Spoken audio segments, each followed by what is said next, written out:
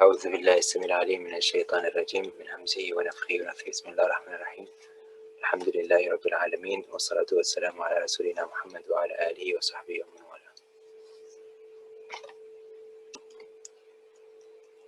So, today's check-ins are, how are you? How was your week? And what do you think of when you hear the words flow and happiness?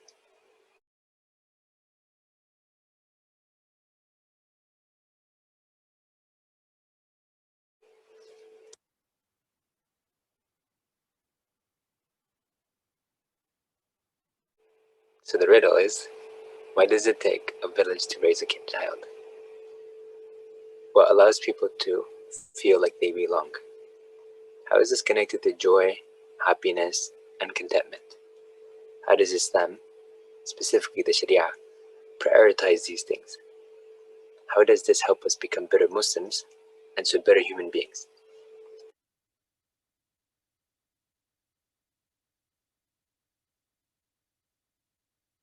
Now, obviously, we're not answering these questions right now, but we're just letting it sink in, the entire riddle, and then we're going to proceed, inshallah. So I'll give you like a few seconds before we move on.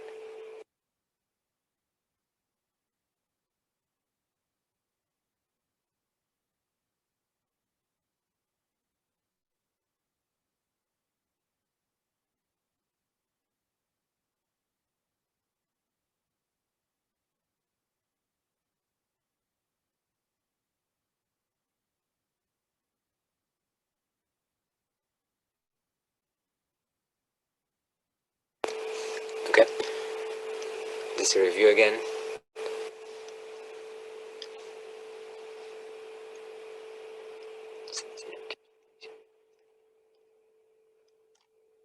Now, some of the answers you might find over here, we've been just going over them over and over again, but they're general concepts that have a lot of depth to them. So speaking of, let's do some brain games. Okay, somebody pick one. These are going to be a little bit longer than normal.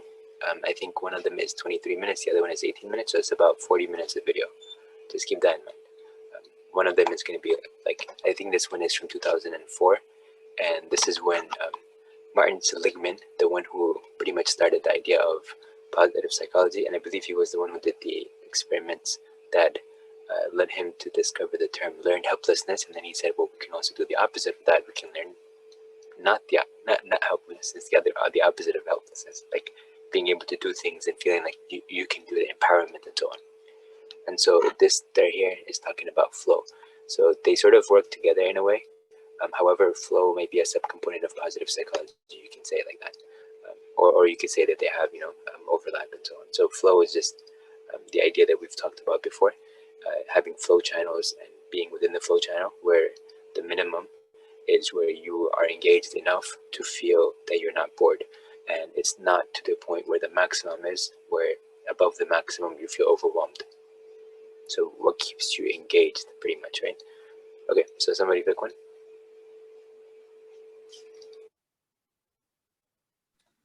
Flow? Yes, go ahead. Oh, flow. Okay.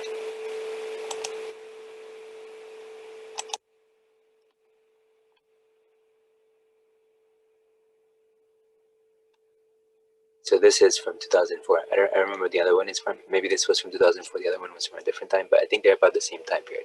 So they are kind of old, but these are the foundations of pretty much what we talk about as positive psychology, and like the new era of thinking differently and positively and so on. This is pretty much the beginning of that time. This is where everything sort of kind of starts really materializing, and you can see the changes in mental health and psychological health and so on happening around this time. In 2001, after 9/11, they also came up. That's when more discussions took place, and so psychological first aid became a thing. Around multiple things happened around the world since then, around that time, and so on. And they started also having mental health first aid. So these are things that were very different than the typical, the dynamics that were happening before. And 2000, I believe 2010 to 2020, or maybe 2000 to 2020, I don't remember which one it was, but it was called the era of the brain, or the decade of, not the era, the decade of the brain by some people. And the idea was that this is where they did a lot of neuroscience research and stuff like that, and then they were able to figure out some more things. So this is pretty much the context within which all this is happening, and this is where things are starting to change, and the discourse in the scientific community is changing, and it's becoming more, this idea that people are not fixed. They're not born a certain way, that they make choices, their environment impacts them, and so on. And that's where things are kind of starting to change now. That's where they say, okay, well, the growth mindset is a thing. Carol Dweck, that we watched her, thing a while back. So she presented that in 2014, but her research was going on from like 2007, even probably before that. And so in this context, they started collecting all this, research data. They were doing more experiments and research, and they started realizing that there are a lot of, there's a lot of the previous stuff that is not really the case. So like the fixed mindset, the idea that people are just sort of born a certain way, that they have inherent tendencies and so on and stuff like that, may not be as clear cut as they thought beforehand. So now they're starting to question some of those things. They're coming up with new models, new frameworks, and new ways to look at things and stuff, right? So at least in some respects, some of these things are starting to align more, therefore, with Islam, which already had this idea, sort of built into it and stuff, right? All right.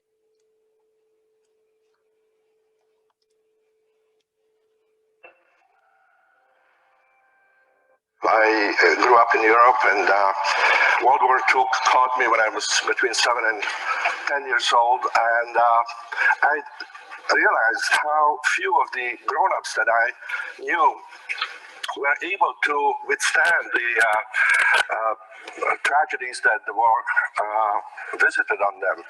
How few of them could even resemble a normal, contented, satisfied, happy life once their job, their home, their security was destroyed by the war. So I became interested in understanding what contributed to a life that was worth living. And I tried as a child, as a teenager, to read philosophy and to get involved in art and religion and many other ways that I could see as a possible answer to that question. And finally, I ended up encountering psychology by chance. Actually, I was at a ski resort in Switzerland without any money to actually enjoy myself because the snow had melted, and I didn't have money to go to a movie. But I found that reading the newspapers that there was to be a presentation by someone in a place that seemed in the center of Zurich, and it was about flying saucers he was going to talk. And I thought, well, since I can't go to the movies, at least I will go for free to listen to flying saucers. And the man who talked at that evening lecture was very interesting. And actually, instead of talking about little green man, he talked about how the psyche of the Europeans had been traumatized by the war, and now they are projecting flying saucers into the sky, kind of as a... He talked about how the mandalas of ancient Hindu religion were kind of projected into the sky as an attempt to regain some sense of order after the chaos of war. And this seemed very interesting to me, and I started reading his books after that lecture, and that was Carl Jung, whose name or work I had no idea about. Then I came to this country to study psychology. Now they are laughing and stuff because he's a very famous person that he just mentioned, right? And I started trying to understand these roots of happiness. This is a typical result that many people have presented, and there are many variations on it. But this, for instance, shows that about 30% of the people surveyed in the United States since 1956 say that their life is very happy. And that hasn't changed at all, whereas the personal income on a scale that has been held constant to accommodate for inflation has more than doubled, almost tripled in that period. But you find essentially the same results, namely that after a certain basic point, which corresponds more or less to just a few $1,000s above the minimum poverty level, increases in material well-being don't seem to affect how happy people are. In fact, you can find that the lack of basic resources, material resources, contributes to unhappiness, but the increase in material resources do not increase happiness. So my research has been focused more on, after finding out these things that actually corresponded to my own experience, I tried to understand now where in everyday life, in our normal experience, do we feel really happy? And to start those studies about 40 years ago, I began to look at creative people, first artists, then scientists, and so forth, trying to understand what made them feel that it was worth essentially spending their life doing things for which many of them didn't expect either fame or fortune, but which made their life meaningful and worth doing. This was one of the leading composers of American music back in the 70s, and the interview was 40 pages long, but this little excerpt is a very good summary of what he was saying during the interview, and it describes how he feels when composing is going well. And he starts by describing it as an ecstatic state. Now, ecstasy in Greek meant simply to stand to the side of something, and then it became essentially an analogy for a mental state where you feel that you're not doing your ordinary everyday routines. So ecstasy is essentially a stepping into an alternative reality. And it's interesting if you think about it, how when we think about the civilizations that we look up to as having been pinnacles of human achievement, whether it's China, Greece, Hindu civilization, or the Mayas or Egyptians, what we know about them is really about their ecstasies, not about their everyday life. We know the temples they built so where people could come to experience a different reality. We know about the circuses, the arenas, sport arenas, the theaters. These are the remains of civilizations, and they are the places that people went to experience life in a more concentrated, more ordered form. Now, this man doesn't need to go to a place like this, which is also, this place, this arena, which is built like a Greek amphitheater, is a place for ecstasy also. We are participating in a reality which is different from that of everyday life that we're used to. But this man doesn't need to go to there. He needs just a piece of paper where he can put down little marks, and as he does that, he can imagine sounds that had not existed before in that particular combination. So once he gets to that point of beginning to create, like Jennifer did in her improvisation, a new reality, that is a moment of ecstasy. He enters that different reality. Now, he says also that this is so intense an experience that it feels almost as if it didn't exist. And that sounds like a kind of a romantic exaggeration, but actually our nervous system is incapable of processing more than about 110 bits of information per second. And in order to hear me and understand what I'm saying, you need to process about 60 bits per second. That's why you can't hear more than two people. You can't understand more than two people talking to you. Well, when you are really involved in this completely engaging process of creating something new, as this man does, he doesn't have enough attention left over to monitor how his body feels or his problems at home. He can't feel even that he's hungry or tired. His body disappears, his identity disappears from his consciousness because he doesn't have enough attention, like none of us do, to really do well something that requires a lot of concentration and at the same time to feel that he exists. So existence temporarily suspended. And he says that his hand seems to be moving by itself. Now, I could look at my hand for 2 weeks and I wouldn't feel any awe or wonder because I can't compose.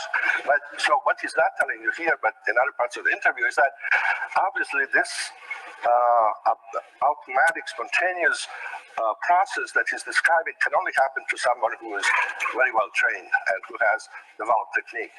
And it has become a kind of a truism in the study of creativity that you can't be creating anything with less than 10 years of technical knowledge immersion in a particular field. Now notice over here that he's mentioning some of these things, right? As the years go by, there's more information that comes. So there's a lady by the name of Dr. Caproni, Paula Caproni, and in her book from 2017, she compiled a lot of research and so on. And she has this little course that somebody could take on what the researchers have found about happiness and so on. And she's based in, I think she was, at least when she did the course. I'm not sure about now, but she might still be there. It's the University of Michigan. But nonetheless, you see over there that there's some disagreement in terms of like what the number is before you become an expert. But one of the numbers, I believe, was 10,000, and like there's a rough estimate and stuff, but it's not fixed. It's not something that's that's it. Like that's the fine line that differentiates between an expert and non-expert. So keep that in mind. And so 10 years may or may not be a number that might be like still valid or held. Whether it's mathematics or music, it takes that long to be able to begin to change something in a way that it's better than what was there before. Now, when that happens, he says, the music just flows out. And because all of these people I started interviewing, this was an interview which is over 30 years old, so many of the people describe this as a spontaneous flow that I call this type of experience the flow experience. And it happens in different realms. For instance, a poet describes it in this form. This is by a student of mine who interviewed some of the leading writers and poets in the United States. And it describes the same effortless, spontaneous feeling that you get when you enter into this ecstatic state. This poet describes it as opening a door that floats up in the sky. Very similar description to what Albert Einstein gave as to how he imagined the forces of relativity when he was struggling with trying to understand how it worked. But it happens in other activities. For instance, this is another student of mine, Susan Jackson from Australia, who did work with some of the leading athletes in the world. And you see here in this description of an Olympic skater, the same essential description of the phenomenology of the inner state of the person. You don't think it goes automatically. You merge yourself with the music and so forth. It happens also actually in the most recent book I wrote called Good Business, where I interviewed some of the CEOs who have been nominated by their peers as being both very successful and very ethical, very socially responsible. You see that these people define success as something that helps others and at the same time makes you feel happy as you are working at it. And like all of these successful and responsible CEOs say, you can't have just one of these things to be successful. But if you want a meaningful job and successful job, Anita Roddick is another one of these CEOs we interviewed. She is the founder of Body Shop, the cosmetic, kind of natural cosmetic thing. It's kind of a passion that comes from doing the best and having flow while you are working. This is an interesting little quote from Masaru Ibuka, who was at that time starting out Sony without any money, without a product. They didn't have product, they didn't have anything, but they had an idea. And the idea he had was to establish a place of work where engineers can feel the joy of technological innovation, be aware of their mission to society, and work to their heart's content. I couldn't improve on this as a good example of how flow enters the workplace. Now, when we do studies, we have, with other colleagues around the world, done over 8,000 interviews of people from Dominican monks to blind nuns to Himalayan climbers to Navajo shepherds who enjoy their work. And regardless of the culture, regardless of education or whatever, so there are these 7 conditions that seem to be there when a person is in flow. There's this focus that once it becomes intense, leads a sense of ecstasy, a sense of clarity. You know exactly what you want to do from one moment to the other. You get immediate feedback. You know that what you need to do is possible to do even though difficult. And sense of time disappears. You forget yourself. You feel part of something larger. And once those conditions are present, what you're doing becomes worth doing for its own sake. In our studies, we represent the everyday life of people in this simple scheme, and we can measure this very precisely, actually, because we give people electronic pagers that go off 10 times a day, and whenever they go off, you say what you're doing, how you feel, where you are, what you're thinking about. And two things that we measure is the amount of challenge people experience at that moment and the amount of skills that they feel they have at that moment. So for each person, we can establish an average, which is the center of the diagram. That would be your mean level of challenge and skill, which will be different from that of anybody else. But you have a kind of a set point there, which would be in the middle. If we know what that set point is, we can predict fairly accurately when you will be in flow, and it will be when your challenges are higher than average and skills are higher than average. And you may be doing things very differently from other people, but for everyone, that flow channel, that area there, will be when you're doing what you really like to do. Play the piano, probably. Be with your best friend. Perhaps work, if work is what provides flow for you. And then the other areas become less and less positive. Arousal is still good because you are over challenged there. Your skills are not quite as high as they should be, but you can move into flow fairly easily by just developing a little more skill. So arousal is the area where most people learn from, because that's where they are pushed beyond their comfort zone, and that to enter, going back to flow, then they develop higher skills. Control is also a good place to be, because there you feel comfortable, but not very excited. It's not very challenging anymore. And if you want to enter flow from control, you have to increase the challenges. So those two are ideal and complementary areas from which flow is easy to go into. The other combinations of challenge and skill become progressively less optimal. Relaxation is fine, you still feel okay. Boredom begins to be very aversive, and apathy becomes very negative. You don't feel that you're doing anything, you don't use your skills, there's no challenge. Unfortunately, a lot of people's experience is in apathy. The largest single contributor to that experience is watching television. The next one is being in the bathroom sitting. And then even though sometimes watching television about 7 to 8% of the time is in flow, but that's choose a program you really want to watch, and you get feedback from it. So the question we are trying to address, and I'm way over time, is how to put more and more of everyday life in that flow channel.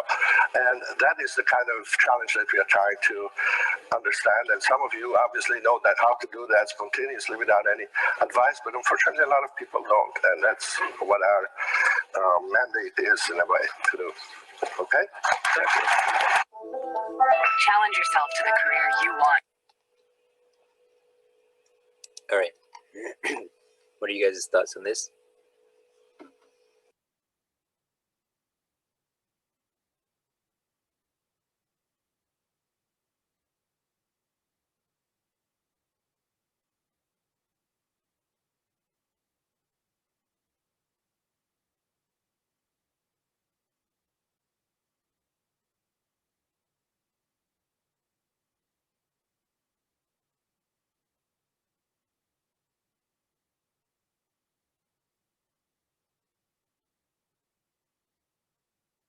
Any thoughts? Any thoughts about just how we can use this in our lives? For example, where do you see it? What do you think of it?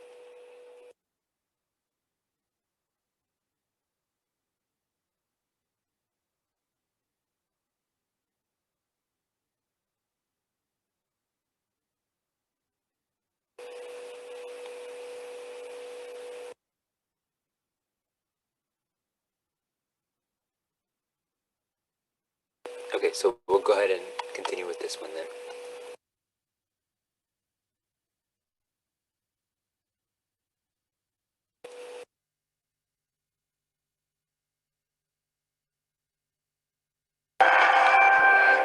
When I was president of the American Psychological Association, they tried to media train me. And an encounter I had with CNN summarizes what I'm going to be talking about today, which is the 11th reason to be optimistic. The editor of Discover told us 10 of them. I'm going to give you the 11th. So they came to me, CNN, and they said, Professor Seligman, would you tell us about the state of psychology today? We'd like to interview you about that. And I said, great. He said, but this is CNN, so you only get a soundbite. So, well, how many words do I get? I said, well, one. The cameras rolled, and she said, Professor Seligman, what is the state of psychology today? Good. Cut. That won't do. We'd really better give you a longer soundbite. Well, how many words do I get this time? Well, you get 2. Dr. Seligman, what is the state of psychology today? Not good.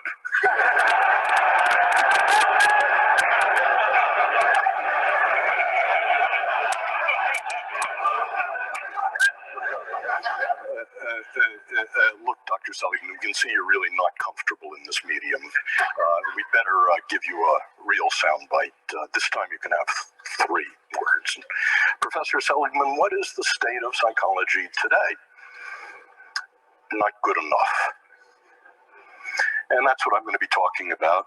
I want to say why psychology was good, why it was not good, and how it may become, in the next 10 years, good enough. And by parallel... Now, notice over here, the next 10 years is 2014. Okay, so just for your reference, that is the year that Dr. Dweck, Carol Dweck, was presenting her TED Talk later that year. But just keep that in mind, like reference-wise, what's happening in the meantime and stuff. So I think her research was a few years after he's talking about over here, some of the research that she presented. So just reference-wise. Well, summary, I want to say the same thing about technology, about entertainment and design, because I think the issues are very similar. So why was psychology good? Well, for more than 60 years, psychology worked within the disease model. 10 years ago when I was on an airplane and I introduced myself to my seatmate and told them what I did, they'd move away from me.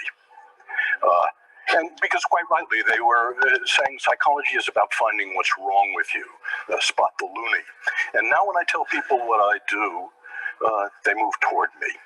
And what was good about psychology, about the $30 billion investment NIMH made, about working in the disease model, about what you mean by psychology, is that 60 years ago, none of the disorders were treatable. It was entirely smoke and mirrors. And now 14 of the disorders are treatable, 2 of them actually curable. And the other thing that happened is that a science developed, a science of mental illness, that we found out that we could take fuzzy concepts like depression, alcoholism, and measure them with rigor. That we could create a classification of the mental illnesses, that we could understand the causality of the mental illnesses. We could look across time at the same people, for example, who are genetically vulnerable to schizophrenia, and ask what the contribution of mothering, of genetics are. And we could isolate third variables by doing experiments on the mental illnesses. And best of all, we were able in the last 50 years to invent drug treatments and psychological treatments. And then we were able to test them rigorously in random assignment, placebo-controlled designs, throw out the things that didn't work, keep the things that actively did. And the conclusion of that is that psychology and psychiatry of the last 60 years can actually claim that we can make miserable people less miserable. And I think that's terrific. I'm proud of it. But what was not good, the consequences of that, were 3 things. The first was moral, that psychologists and psychiatrists became victimologists, pathologizers, that our view of human nature was that if you were in trouble, bricks fell on you. And we forgot that people made choices and decisions. We forgot responsibility. That was the first cost. The second cost was that we forgot about you people. We forgot about improving normal lives. We forgot about a mission to make relatively untroubled people happier, more fulfilled, more productive. And genius, high talent, became a dirty word. No one works on that. And the third problem about the disease model is in our rush to do something about people in trouble, in our rush to do something about repairing damage, it never occurred to us to develop interventions to make people happier, positive interventions. So that was not good. And so that's what led people like Nancy Etkoff, Dan Gilbert, Mike Csikszentmihalyi, and myself to work in something I call positive psychology, which has three aims. The first is that psychology should be just as concerned with human strength as it is with weakness. It should be just as concerned with building strength as with repairing damage. It should be interested in the best things in life, and it should be just as concerned with making the lives of normal people fulfilling and with genius, with nurturing high talent. So in the last 10 years, and the hope for the future, we've seen the beginnings of a science of positive psychology, a science of what makes life worth living. It turns out that we can measure different forms of happiness, and any of you for free can go to that website and take the entire panoply of tests of happiness. You can ask, how do you stack up for positive emotion, for meaning, for flow, against literally tens of thousands of other people. We created the opposite of the diagnostic manual of the insanities, a classification of the strengths and virtues that looks at the sex ratio, how they're defined, how to diagnose them, what builds them and what gets in their way. We found that we could discover the causation of the positive states, the relationship between left hemispheric activity and right hemispheric activity as a cause of happiness. I spent my life working on extremely miserable people, and I've asked the question, how do extremely miserable people differ from the rest of you? And starting about 6 years ago, we asked about extremely happy people, and how do they differ from the rest of us?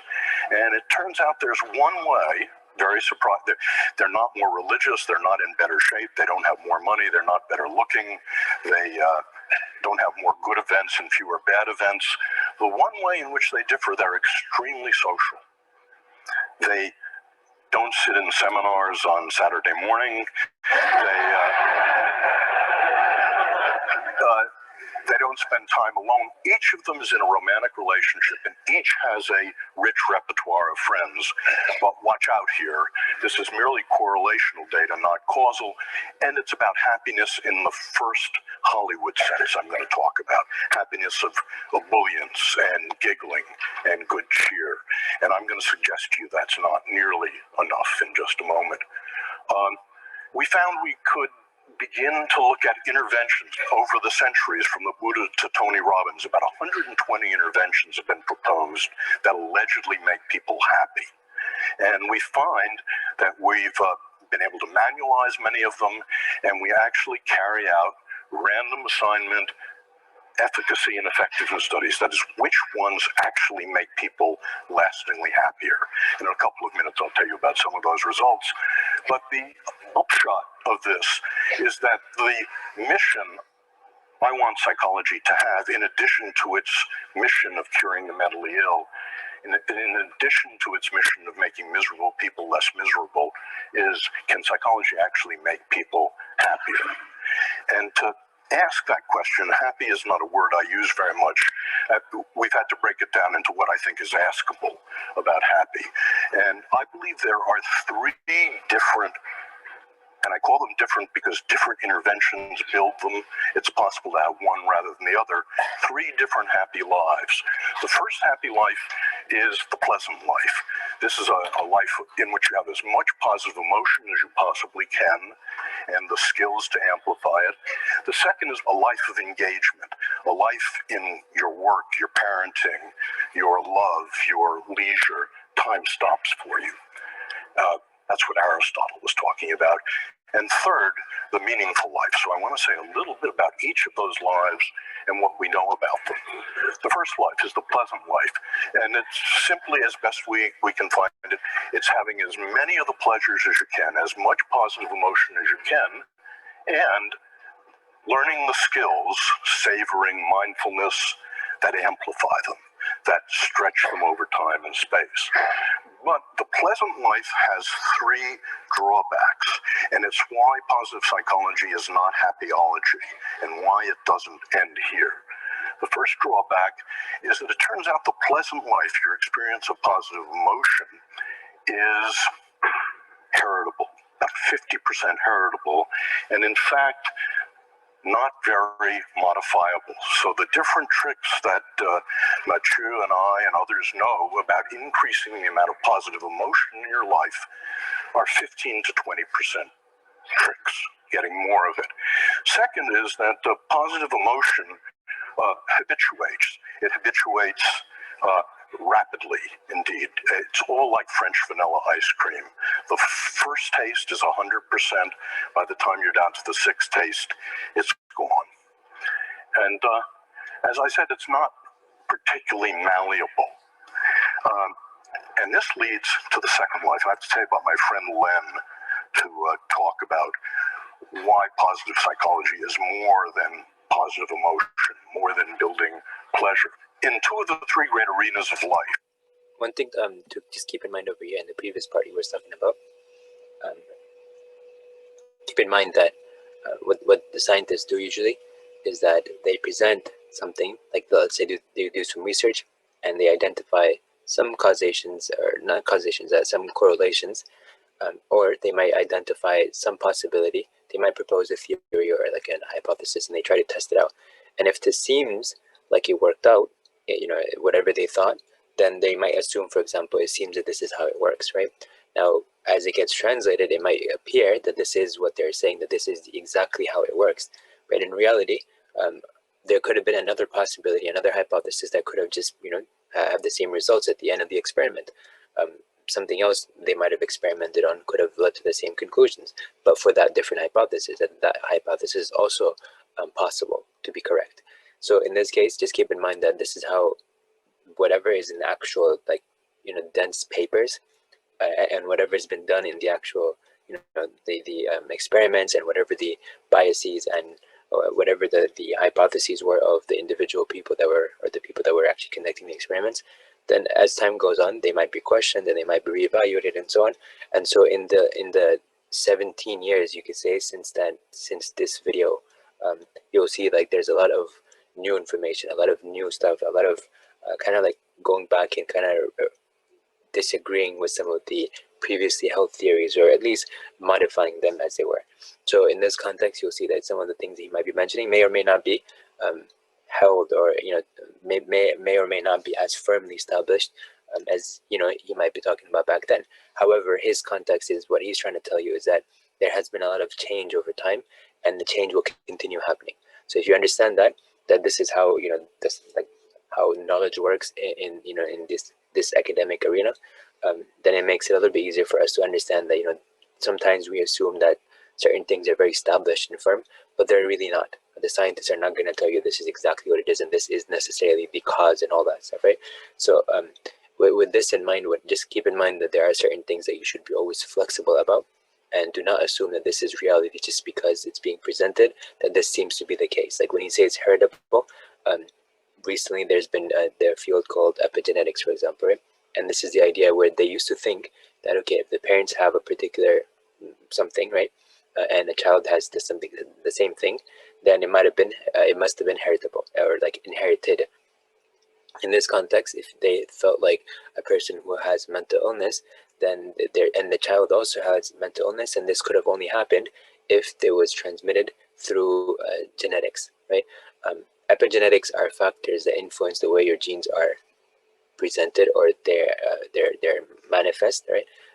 But ultimately, it doesn't mean that your DNA is like that you got that from your parents ultimately, but it means how your genes are pretty much activated on and off, or whatever and stuff, right? Or how they manifested So just keep that in mind. So epigenetics is a relatively new thing.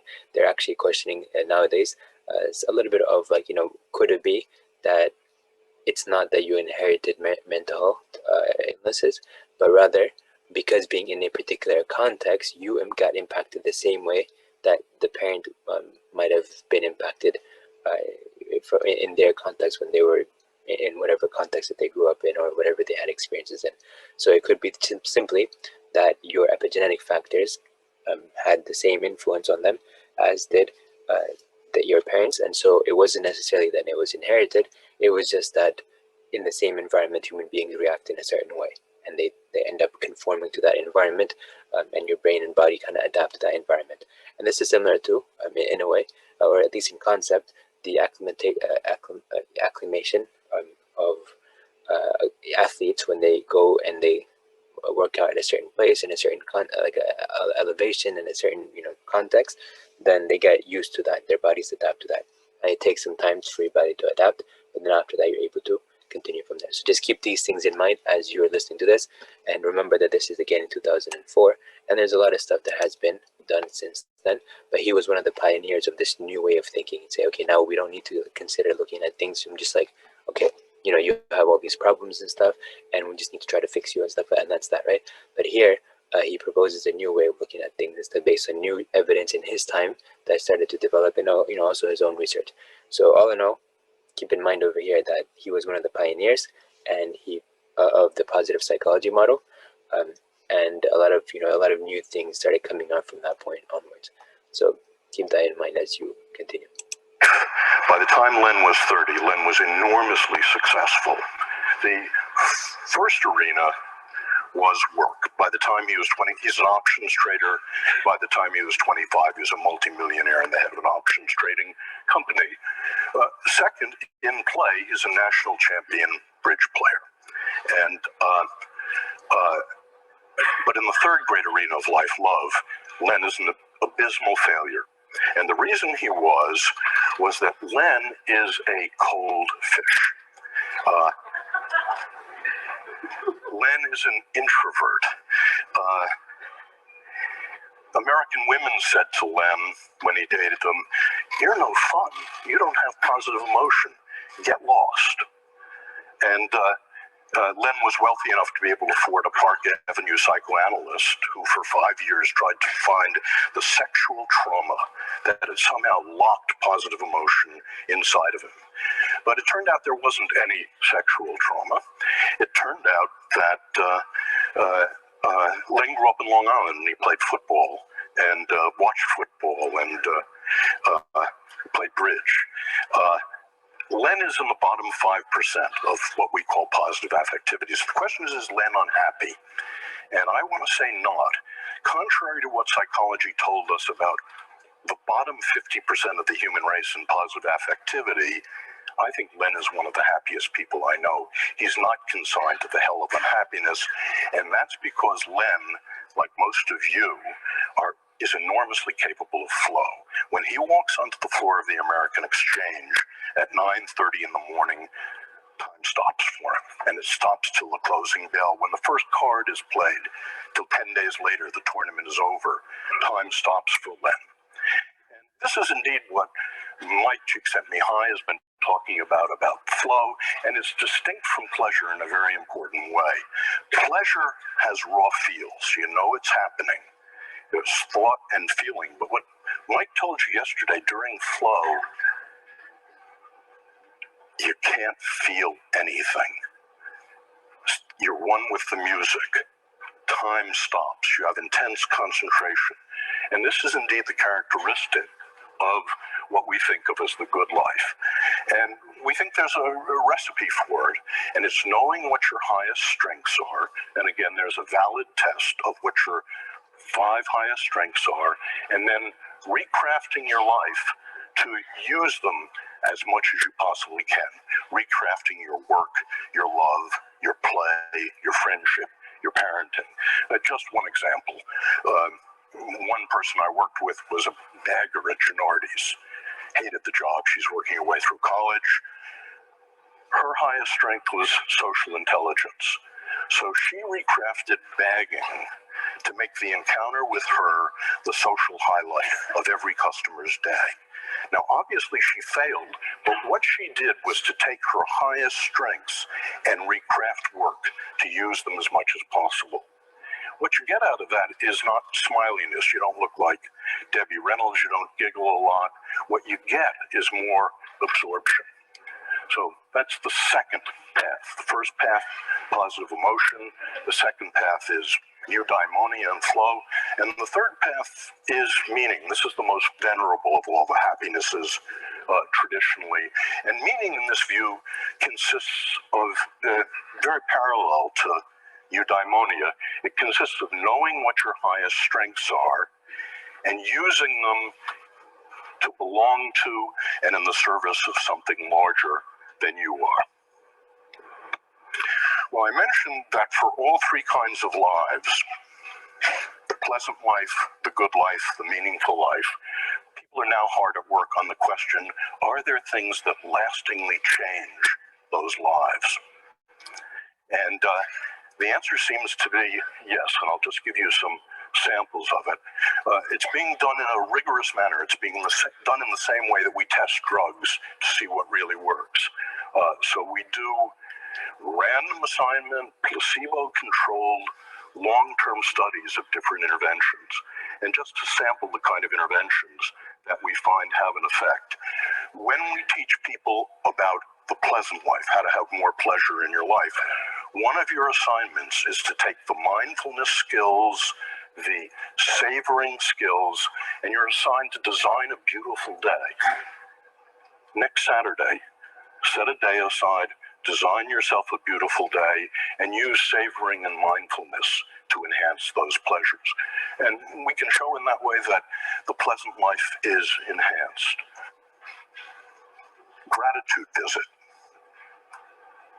I want you all to do this with me now, if you would. Close your eyes. I'd like you to remember someone who did something enormously important that changed your life in a good direction, who you never properly thanked. The person has to be alive. Okay?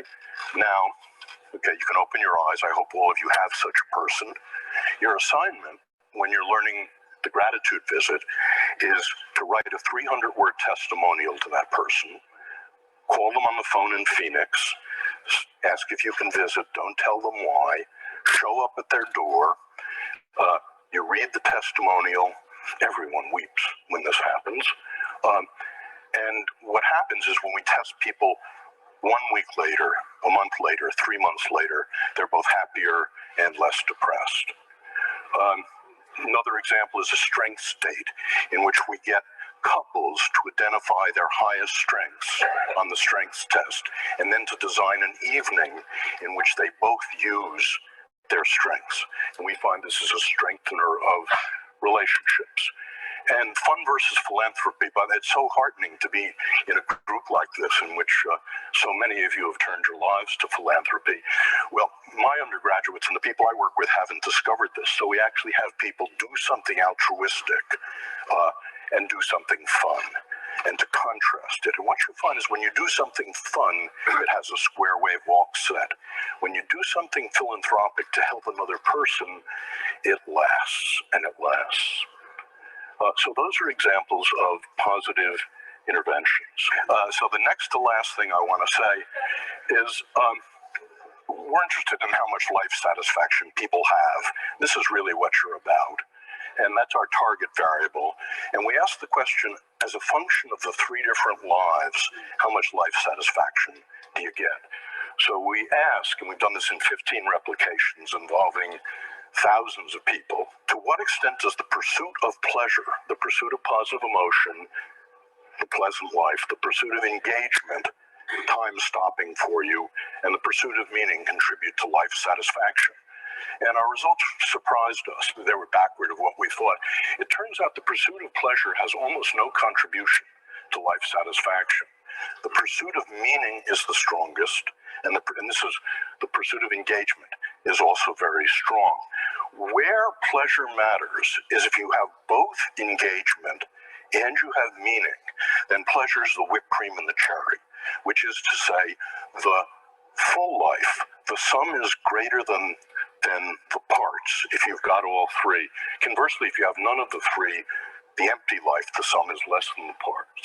And what we're asking now is, does the very same relationship, physical health, morbidity, how long you live, and productivity follow the same relationship? That is, in a corporation, is productivity a function of positive emotion, engagement, and meaning?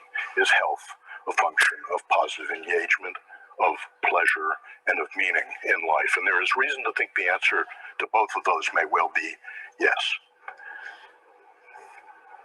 So Chris said that the last speaker had a chance to try to integrate what he heard, and so this was amazing for me. I've never been in a gathering like this. I've never seen speakers stretch beyond themselves so much, which is one of the remarkable things. But I found that the problems of psychology seem to be parallel to the problems of technology, entertainment, and design. In the following way, we all know that technology, entertainment, and design have been and can be used for destructive purposes. We also know that technology, entertainment, and design can be used to relieve misery. And by the way, the distinction between relieving misery and building happiness is extremely important. I thought when I first became a therapist 30 years ago that if I could make someone, if I was good enough to make someone not depressed, not anxious, not angry, that I'd make them happy. And I never found that. I found the best you could ever do was to get to zero, that they were empty. And it turns out the skills of happiness, the skills of the pleasant life, the skills of engagement, the skills of meaning are different from the skills of relieving misery. And so the parallel thing holds with technology, entertainment, and design, I believe. That is, it is possible for these three drivers of our world to increase happiness, to increase positive emotion, and that's typically how they've been used. But once you fractionate happiness the way I do, not just positive emotion, that's not nearly enough. There's flow in life and there's meaning in life. As Laura Lee told us, design, and I believe entertainment and technology, can be used to increase meaning engagement in life as well. So in conclusion, the 11th reason for optimism, in addition to the space elevator, is that I think with technology, entertainment, and design, we can actually increase the amount of tonnage of human happiness on the planet. And if technology can, in the next decade or two, increase the pleasant life, the good life, and the meaningful life, it will be good enough. If entertainment can be diverted to also increase positive emotion, meaning, eudaimonia, it will be good enough. And if design can increase positive emotion, eudaimonia, and flow, and meaning, what we're all doing together will become good enough. Thank you.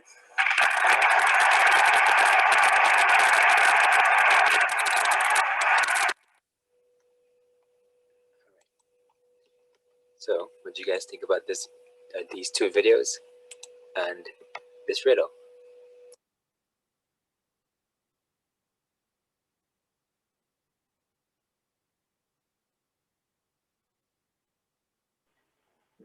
In the last video, was he saying that just relieving somebody of their depression or whatever is happening to them will not make them happy? So what he was saying, that throughout his experience as a therapist, at least from back in the day, before all this stuff was a thing to him, he was thinking that if you relieve the person from depression, as in you were able to help them kind of navigate whatever trauma that they were going through, that in itself only brings the person back to level 0, as in like that's it, but it doesn't lead them to become happy unless you include some things that would make a person happy, like adding meaning to their life and things like that. So he was saying just because you remove something bad doesn't actually guarantee something good at the end of the day, right? That these are two different topics, and like we need to account for that. So it should not be specifically that we only focus on removing harm from people, but we should also focus on including benefit to people, or like good things to people. So in the context of the Sharia, for example, like the scholars are going to look at different things. So one of the things that they look at, and this is like, especially when it comes to like, giving fatwas and like, rulings and stuff like that. One of the things that they look at is, or one concept that they consider is the concept that has two components. And one of them is maslaha, which is the greater benefit of things, the benefit, or like overall, greater benefit. And then the mafsada in something, the harm in something. So the good and bad, right? And so they look at it and they say, for example, that the mafsada and the maslaha are as two separate, distinct things. So it's not that like just because you remove the harm that suddenly you're necessarily guaranteed some benefit that comes in, right? But instead, because you remove the harm, then you just remove the harm. You still have to focus on the benefit. So just because you prohibit the evil, like Allah subhanahu wa ta'ala says, like, تَأْمُرُونَ بِالْمَعْرُوفِ وَتَنْهَوْنَ عَنِ الْمُنْكَرِ وَتُؤْمِنُونَ بِاللَّهِ.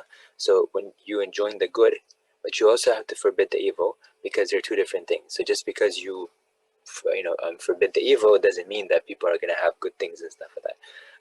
If you think about it from a different perspective, the Sharia has three like levels that they consider, right? That they divided in. There's the level of the daruriyat, the essential needs without which life is not going to be able to be sustained, and so on.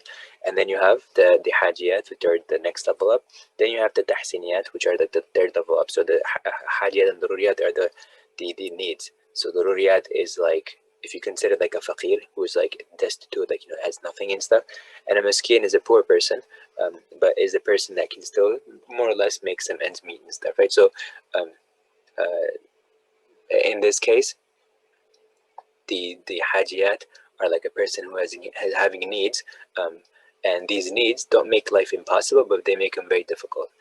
So removing these kind of difficulties is a part of like removing that makes it possible for a person to live without much difficulty. But are they going to be happy? Are they going to be content? And like, are they going to be happy?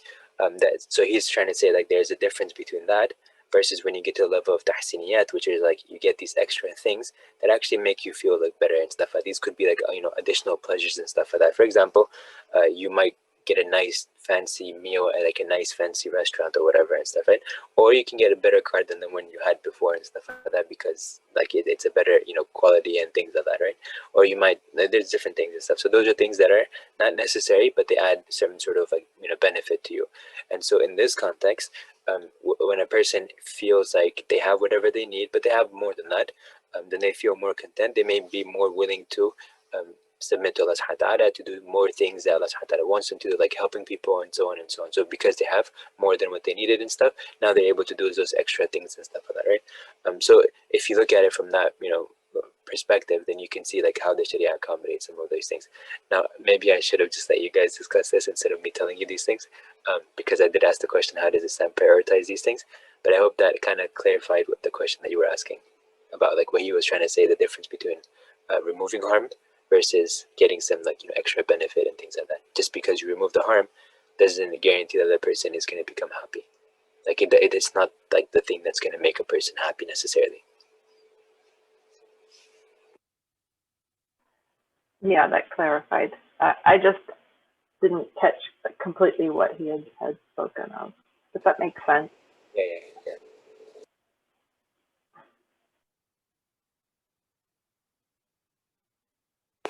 Okay, so thoughts on this?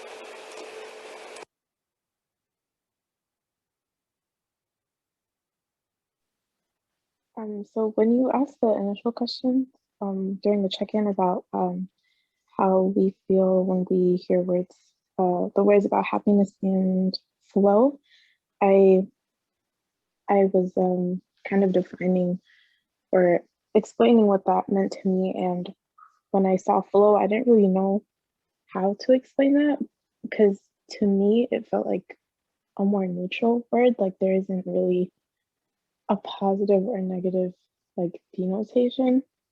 So I thought it was interesting that he mentioned that, like, in his talk about how you can kind of like change the outcome of your flow.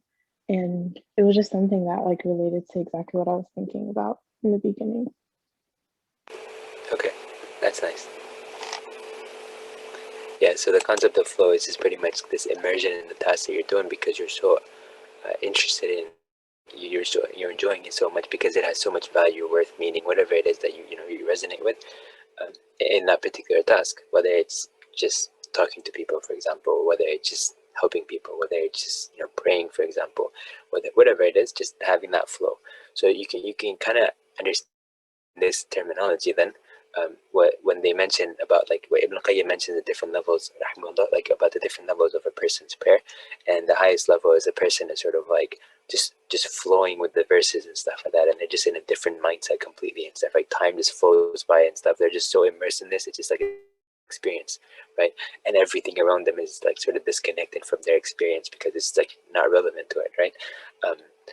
And this is, for example, one of the people earlier on, when he had like he had an issue with his leg, and so they had to like amputate it, and so they were gonna suggest that go ahead and take some like some because in the case in this case it's something that's gonna like numb you and stuff like that, and they didn't have anesthesia back then and stuff like that, at least not like the way we have it and stuff, right? So they said, okay, do this because in this context it's in need, and it's in, like whatever. But he said no, let me just go and pray. So he starts praying and praying and praying and praying, and he gets so immersed into this, that he's just in a different world. And so apparently they cut his leg, and he doesn't feel it, and he's so just immersed into this, and it's just that idea of that immersion, the deep immersion into something. That time just passes by. You're enjoying it so much. It's like you're so into it that it just time just flows by. Everything is sort of secondary. The world around you just sort of stops, and or it becomes irrelevant, and you're not really focused on that. And you might like, it's like when you come back to reality, then it's like, wait, there's also this other stuff in life or whatever. But there's an example of a sheikh in India who went to, like, he was writing a book, so he immersed himself so much into this like whole writing process and stuff, the research and all that stuff, that like he even like forgot his own name. And so he comes out and he's asking people like, what's my name again? Like because you got so immersed that your brain just focused on that one thing that you were fixated on, and that's it. So this is like, you can think of it like hyper focus. You get so involved, so immersed into this, that everything else is sort of disconnected. But it's not really disconnected because you're still living there, but you're just not like noticing any of the things around you.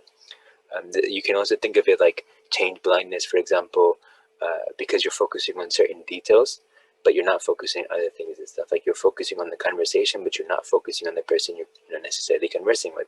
I don't know if you guys remember some of the videos. I think we showed the videos over here, and it was people that there was a famous door experiment that like people would talk to some people and ask directions, and and then like their teammates, some of them will come with like a door or like a thing, like a barrier or something like that, and just kind of like go between these two people, right? The people that the experimenter, the one asking questions, and the person that's being asked the question, that's a random person, right? And so they just come between these people, and then the person who's asking the question switches with another person, right? But because the other person, the participant in this experiment, would be so focused on like the direction itself, that they wouldn't actually focus on the person that they were speaking with. And so a new person would come, start continue the conversation where they left off, but the person would not notice it. And so in many cases, like the person didn't even realize that they were talking to a different person, like doing the after the cutting through. So this is something that you can kind of also connect in this context here, that sometimes we don't really focus on certain things. We focus on certain things that I guess that are more relevant to us, we think, and so we cannot ignore everything else. So the more you do this, the more you focus like this, then perhaps the answers of how can I increase my khushu, for example, how can I have that kind of prayer, for example, then they'll be answered perhaps this way, inshallah. I hope that made sense. Yeah, that did. You can take a moment to really go back and think about what is a thing that you've done in the past week or today even, or let's go back a month or whatever, that you were so immersed in that, you know, you just forgot about time? What was it that like you got so deep into it that it was just sort of like you were enjoying it so much, and at the end of it you're like, wait, this is how much time just passed by? Like I didn't even realize it and stuff, right? Or something like that in your past week or month or whatever that made you feel that way. Think about it for a second and see how that could be relevant over here, right? To at least like kind of reflect on those, what are the aspects of that thing that made you feel so immersed, and how can we connect that to the questions I'm asking over here, but also practically in our context, in our masajid, in our schools, in our, you know, like friend circles, in our communities, in our families, anywhere.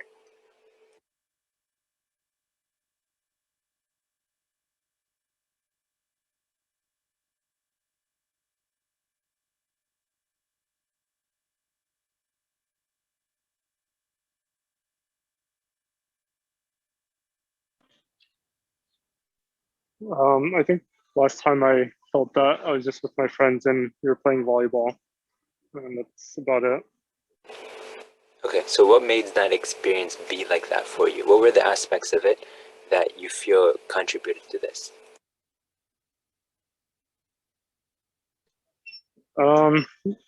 It required all my focus and energy, and I guess I was enjoying it. And yeah. Okay, so you mentioned that it required your focus, but does everything that requires your focus necessarily make you feel happy? Number one. Number two, what made you enjoy that experience? So that's the ultimate question, because that's what flow is all about, right? You're enjoying it so much, right? So what made you, which aspects of it made you feel that you were enjoying, that helped you enjoy the experience? What were some things about it? I guess part of it was the company of my friends, and part of it, like I enjoy sports in general, like being active, not sitting around and stuff. I find it hard to just sit around doing nothing. Why is that? Why do you enjoy that? Why do you enjoy it? Like, why do you not enjoy sitting down? Why do you enjoy moving around? What makes it about moving around, playing sports, that makes you enjoy that experience of moving around or playing sports?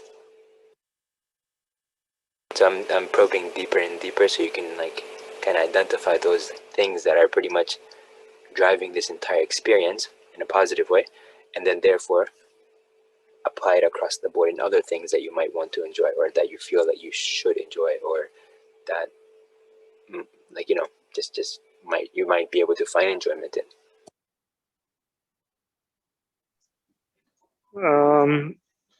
Yeah, it's hard to kind of pinpoint further than that. I feel more uneasy when I'm sitting somewhere and I'm somewhere for a long period of time.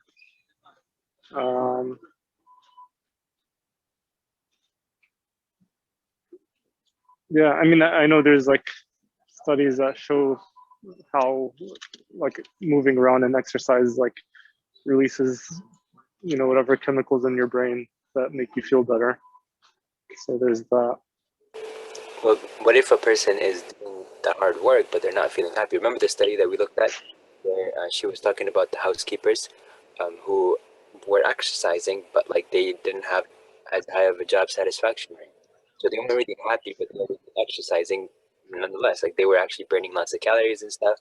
And when they found out that work is actually a good substitute for working out and that it was actually healthy for them, then their job satisfaction actually started increasing. Remember? And it was like the some days and stuff, the 2 cent, 3%. So just about like, you know, they realize, hey, this is exercise. So instead of feeling negative about it, because moving around technically should have made them feel better, and the hard work that they were doing, but it wasn't doing that. So once they actually framed it that way, then it made them feel better and like, oh, this is actually fun. This is good. I enjoy this, you know, because I'm getting exercise and burning calories and so on. So how does that connect to these questions? And the case where you have decided that, notice I use the word you have decided that this, sports and so on are the things that you would like to do as fun experiences. Because if you can highlight, if you can figure out what those things are at the very core that are driving your behavior, then you can customize that according to whatever your needs are, whatever your context, whatever you feel like you should be doing. You can use that and gain control of what you want to like and what you don't want to like and things like that. You could break habits that are bad habits that you might want to be like getting rid of by just tapping into this resource or this controlling mechanism, if you may.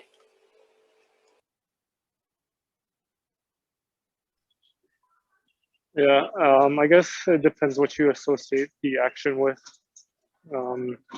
Like once they started associating it with burning calories and getting healthier, then they enjoyed it, I guess.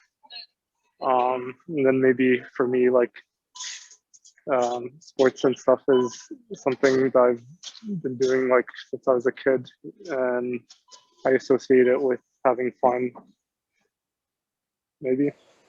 Okay, yeah, it could be that maybe you had good experiences in the past, so your line of best fit therefore now correlates sports with fun, with enjoyment, because maybe that's what happened in the past.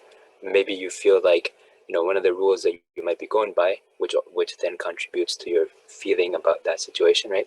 One of the rules you might be going by is that hanging out with friends, in an Islamic environment, for example, is good. This is good because it's like, brotherhood and so on. So if you have this in mind, then that adds to why you're doing that adds to the satisfaction, enjoyment and stuff, right? Because there's a purpose, there's a meaning behind why you're doing something that connects with something bigger that you want to do as part of your ultimate goals. Like in this case, we were talking about the end vision. It had to be meaningful, right? We talked about the difference between extrinsic versus intrinsic incentives, right? So this is that. So maybe you have that. Maybe like you're feeling that Allah subhanahu wa ta'ala is going to be happy if you, Allah's going to be happy with you if you are going to go ahead and hang out with others, or like, work with them in terms of doing good things and stuff, or kind of having, halal enjoyment and stuff and so on. Then maybe you feel like that's a good thing. If you feel that way, that can have a contributing impact on your happiness.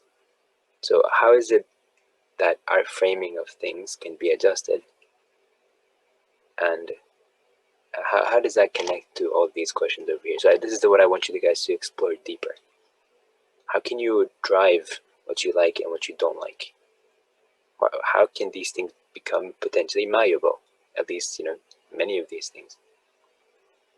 I have a personal example, as you guys are thinking.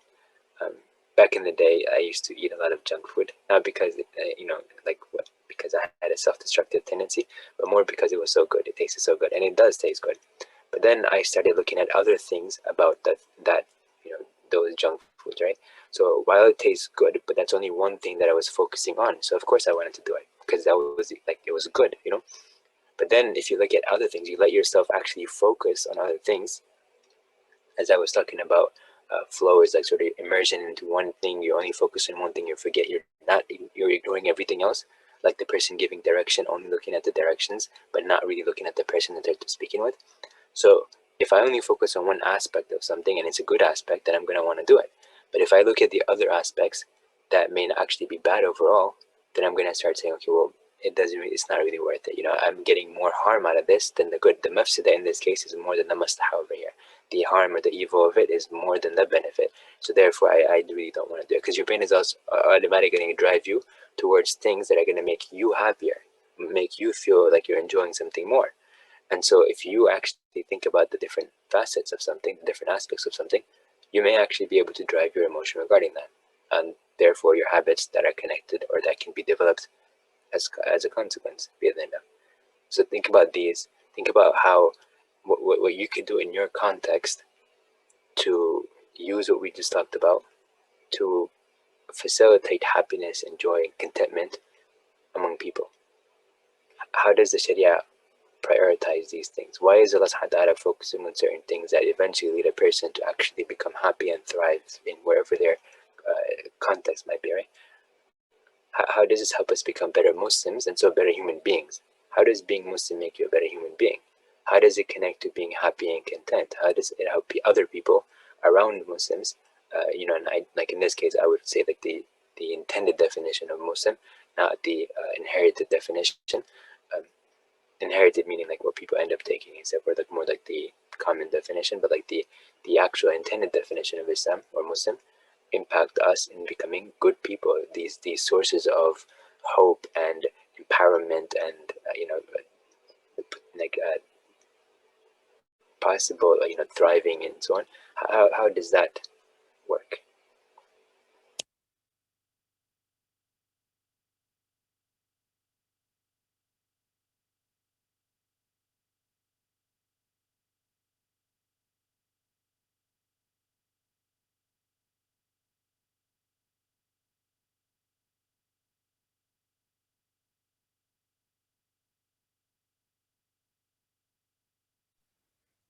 That was a lot of different questions at the This, same time.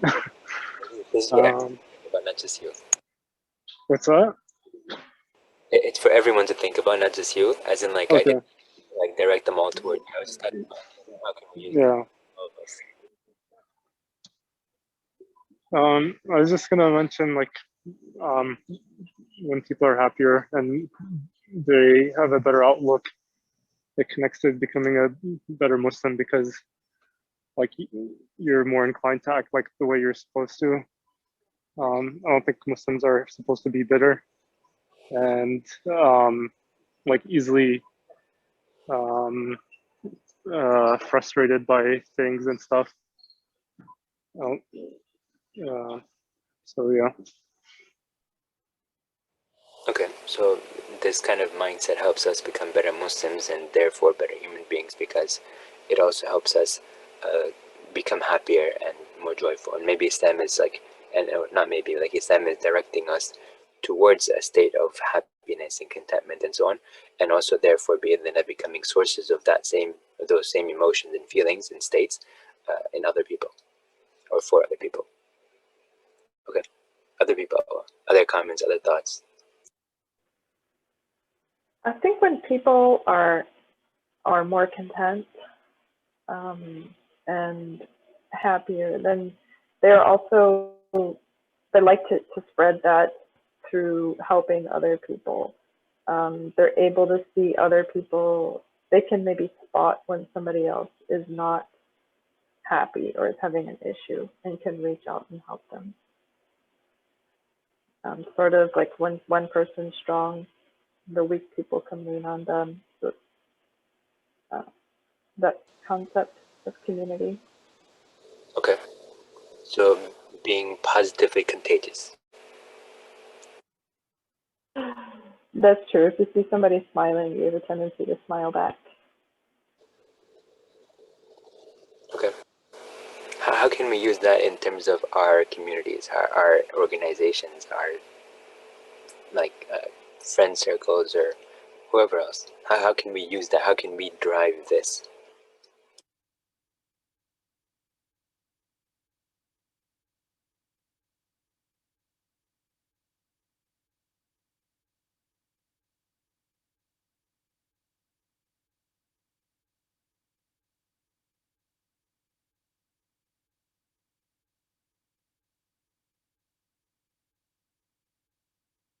Am I going too deep in terms of the questions? Do you guys need more time to think about these? When you ask that question, I feel like I have to come up with a community policy or something. Okay. What is it so we can come up with? I didn't come up with one. I was still trying to think of one. Okay. Okay, maybe somebody else has ideas on community policies that could be encoded or engraved in proverbial stones.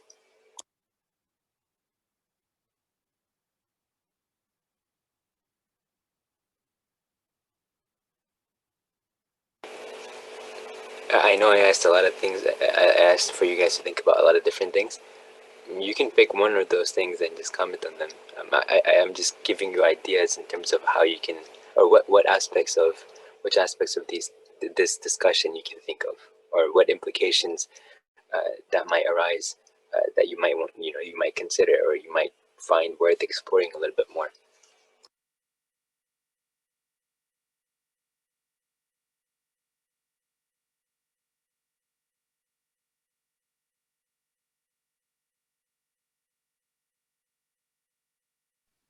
I had a reflection on just something that I held on to from the video, which was when he talked about the experiment that he did about gratitude and how he would have a person just go like find a person who they felt was influential that they haven't thanked, and how when they came back a couple months later, they found that they were significantly quote unquote happier. So I don't know, gratitude is just something that I've always I've been exploring it a lot, and because of its like root in just Islam itself, and how we know that like the more we're grateful, the more Allah like increases us. And I thought that was like an interesting cycle, because the more we're grateful, Allah increase us in contentment and just like whatever it is, and it's kind of like open-ended. So I don't know, it's something like that I've just been exploring, and I thought it was interesting that he mentioned that. Okay, so concept of gratitude. Do you remember the ayah where Allah subhanahu wa ta'ala lets us know about the conversation that Iblis had with him? And he mentioned that Iblis mentions in that conversation, وَلَا تَجِدُ أَكْثَرَهُمْ شَاكِرِينَ, that you're not going to find most of them grateful. And so the scholars have put so much emphasis on the idea of gratefulness. And gratefulness to Allah subhanahu wa ta'ala, gratefulness to the people that have had influence on your life in a positive way, and so on.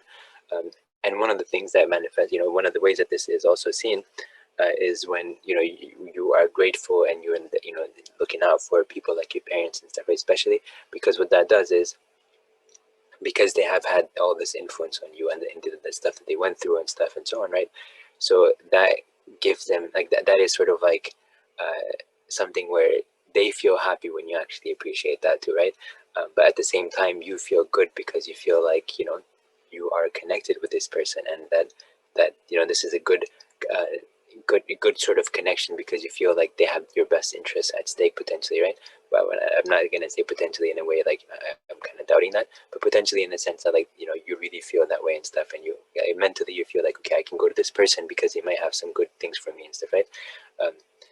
And again, I am not ruling out the exceptional cases where they don't necessarily have the best interests at heart, but the majority of the cases and stuff, right? Inshallah. So I like this conversation where Shaitan is talking about, Iblis is talking about, you're not going to find many people grateful. You're not going to find many people grateful to Allah subhanahu wa ta'ala. In an insane the person is very ungrateful to his Lord, right? And also where the ayah says, لَإِن شَكَرْتُمْ لَأَزِيدَنَّكُمْ, right? That if you are grateful, that I'm going to increase you, I'm definitely going to increase you, and like in whatever good that you might need, or whatever it is that you need and stuff, right? So in the context of gratefulness, Allah also mentions that whoever does not, مَنْ لَا يَشْكُرَ النَّاسِ لَا يَشْكُرُ, that whoever does not have, the Prophet said, what might be translated as, or I guess what it might be interpreted as, or the concept of being grateful to people as part of gratefulness to Allah subhanahu wa ta'ala, as in Allah subhanahu wa ta'ala is attaching that to himself, that if you want to be grateful to me completely, then part of that is to be grateful to people. And so establishing this to him, so connecting this to him, also makes it sort of like, something that we might do more, and it also adds to the weight of the situation, because when Allah subhanahu wa ta'ala is saying, for example, when the womb, the mother's womb, so the womb, when it was talking about how people might disconnect from it, all the the ties of kinship and so on. So it was sort of worried about this. So Allah subhanahu wa ta'ala mentioned, mentioned to it that Allah subhanahu wa ta'ala is going to disconnect from whoever disconnects with it. So Allah subhanahu wa ta'ala, combined it like that. And so in this context, you see that whenever Allah subhanahu wa ta'ala associates something with himself, for example, then it adds to the weight of it. So being grateful to people is actually one of the most important things in Islamic Sharia. This is one of the most sort of fundamental concepts in Sharia, because it's connected to Allah subhanahu wa ta'ala. It's like it has that much weight. So this is what I was talking about. How does Islam prioritize these things of, like, the things that allow us to be happy and joyful and content and so on. So that is the connection that I saw when you were talking about the idea of gratefulness.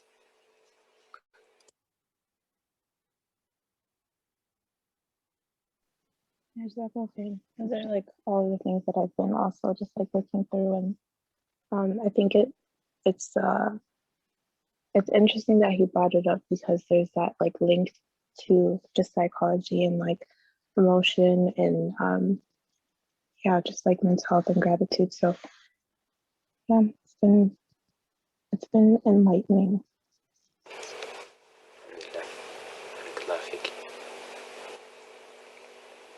You know, a lot of times people think of Islam as this, like, you know, this one part of your life and so on, disconnected from everything else, sort of siloed out.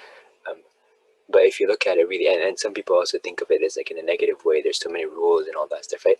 But if you really look at it from a different like perspective, and you open your mind and you let it, like, let other possibilities be possible, right? And like you allow them to like be entertained by yourself, right? So if you think about one of the different ways to look at it is saying, wait, all these rules are actually there to actually enhance the human experience. They're there to make sure that people actually feel happy and content. And if you remove any of these principles, any of these rules, any of these guidelines and so on, then it actually takes away from the joy and happiness and contentment of people. So Islam like really prioritizes and enforces the things that are going to help remove any kind of harm, and then also, you know, simultaneously bring in a lot of benefit, and you know, ultimately lead to contentment and happiness and all that stuff. So Islam is all about this. And Allah subhanahu wa ta'ala, you know, mentions يُرِيدُ اللَّهُ بِكُمُ الْيُسْرَ وَلَا يُرِيدُ بِكُمُ الْعُسْرَ. Allah subhanahu wa ta'ala intends for you good, or to ease, and He does not intend for you any difficulty. And there's so many other things, you know, the person that's most beloved to Allah, one of the most beloved people to Allah subhanahu wa ta'ala, one of the categories of people is the one who is most helpful to people, you know, very helpful to other people and so on. So there's different hadith on this, there's different, you know, verses on this, different discussions on this, but ultimately it's the same thing. So, you know, the scholars, when they like when they look through and explore the vastness of Islam and like the different implications of its like instituted policies and so on, they concluded that Islam brings everything that Islam removes everything that is harmful to the creation, and facilitates and encourages everything that is beneficial to the creation. So understanding this helps us understand, wait, you know, Islam is actually there to prevent mental health, you know, issues and stuff. Islam is you know, there to prevent kind of harm to people and stuff. It's there to facilitate, you know, these ideas of flow and like engagement and, you know, connection and meaning and satisfaction and contentment and joy and all that stuff, right? So if we look at it like that, then we look at the verses and the hadith and all the stuff that comes to us, we look at it from that angle. Imagine like the, you know, the positive impact that can have in our own psyche, but also the psyche of everyone that we communicate and coordinate with and stuff, right? That one person that becomes the beacon of hope and light and happiness and joy and so on, then that person is the one that people gravitate towards.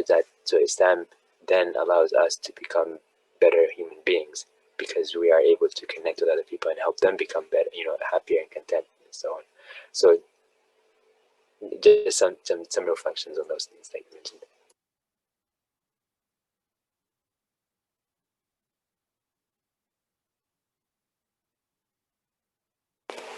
Oh, one more thing. Imagine if you could frame Islam in this way, in the context of da'wah.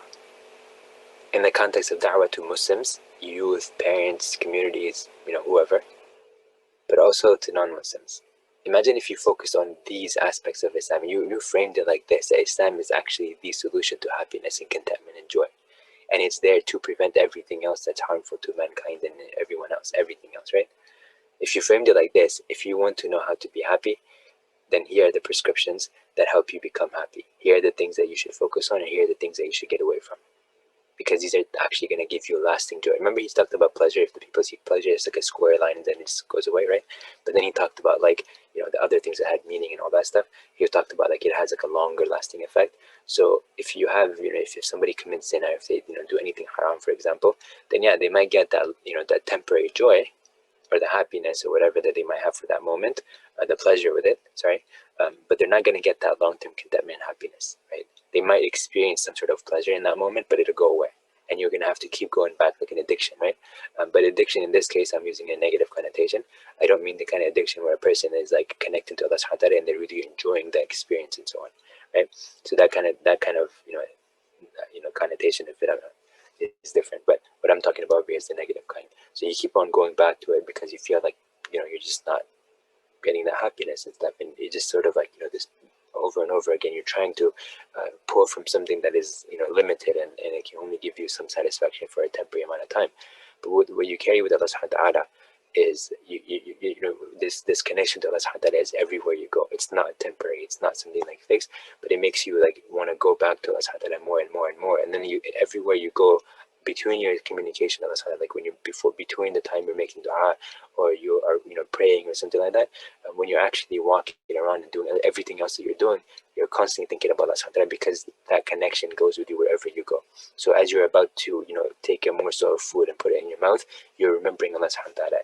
As you're sitting and talking to your friends and stuff, you're remembering Allah subhanahu wa ta'ala and stuff, right? So you're in that mindset the entire time. And so imagine how much contentment and joy a person can have with this thing, with this mindset. Just wherever you go, you know that Allah subhanahu wa ta'ala is overseeing everything. You know you're connected to Allah subhanahu wa ta'ala. You're doing everything because Allah subhanahu wa ta'ala is wanting you to do those things, because those are things that make a person happy. This goes back to the hadith where the Prophet mentioned, Allah subhanahu wa ta'ala mentions hadith Qudsi, that whenever Allah subhanahu wa ta'ala loves a person, this person is like doing all these extra things and stuff. So first, the person is doing all the mandatory stuff. So again, these mandatory things are required because they're among the best ways to become happy and content, find contentment and so on, right? And then the person continues onwards and they add more things to their schedule and things and stuff, right?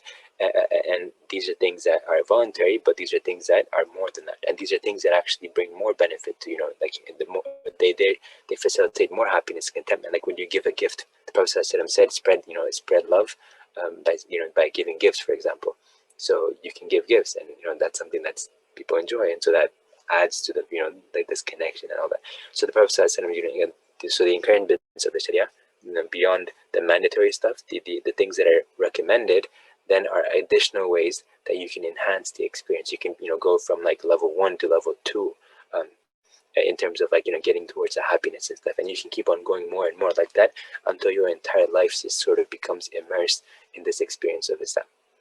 And so everywhere you go, everything that you do, it's all about Islam. So this is the next part of the hadith where it says, when I love somebody, when Allah subhanahu wa ta'ala loves somebody, then that person, then Allah subhanahu wa ta'ala becomes his hearing with which he hears, the sight with which he sees, the hand with which he grabs, and the legs with which he walks and stuff, right? And the scholars discuss this to say that this person is so immersed in this that this person does not do anything except Allah subhanahu wa ta'ala. It's something that Allah subhanahu wa ta'ala likes. So he only listens to things that Allah subhanahu wa ta'ala likes, and he does not listen to anything, he or she doesn't listen to anything that is that Allah subhanahu wa ta'ala does not want him to listen to, or that does not want her to listen to. And then the same thing for like looking at things and stuff, only looking at those things that Allah subhanahu wa ta'ala would like, and not anything that Allah subhanahu wa ta'ala would not like. Likewise, holding things, doing things with your hands, and like your actions and stuff like that, and your legs and stuff, right? Like going places and stuff that are beloved to Allah subhanahu wa ta'ala, and not doing those that are not beloved to Allah subhanahu wa ta'ala.